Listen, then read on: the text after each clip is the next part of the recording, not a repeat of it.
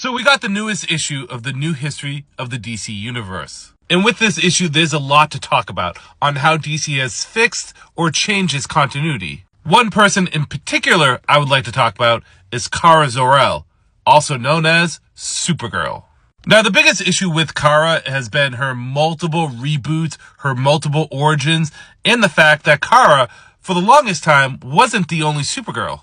In post-crisis alone, there's Matrix, Linda, Zor-El, and Kara, not even talking about Power Girl. So the best way to go about this is just giving you what is now the streamlined history of Supergirl. Now, in issue number 2, we find out that Supergirl's new origin, or her true origin, is going to be her Silver Age one, being introduced around the same time as other teen superheroes and sidekicks, such as Robin, Kid Flash, Wonder Girl, Aqualad, Speedy, and so on and so forth. We see here that the Silver Age origin is used as a basis, as well as elements from the current title being used to update things. Now, later in the issue, we do find out that she does die in the Crisis on Infinite Earths.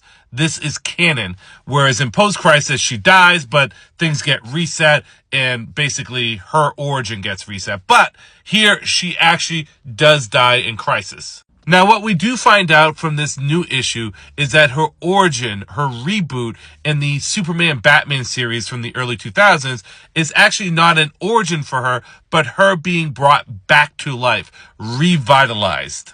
As stated here, the original Supergirl returns to life, Superman-Batman 2003, issue number 8. But as you can see there, it says the original Supergirl. So how many Supergirls are there? Well, like I said before, there's been multiple Supergirls throughout the history of the DC universe. In post-crisis, there was Matrix, who, after the retcon, was actually the original Supergirl, who was this alien morphing thing that took the image of Supergirl. Linda Davis, who merged with Matrix to become Supergirl for a short time. And Zor-El, who was from the future, who no one really cares about. She only lasted for a year or two. But of these other Supergirls, the only one that actually has been shown, at least as of this issue, to still be canon, is going to be Matrix. As stated here, Matrix, a protoplasmic shape-shifting life form from another dimension, poses as the late Supergirl. Now, that's not to say that Linda and Zor-El are not part of continuity, they're just not being referenced. But let's just wrap this up by giving you what should be the canonical history of Supergirl. To start things off, Supergirl's origin and Silver Age adventures are now all canon once again.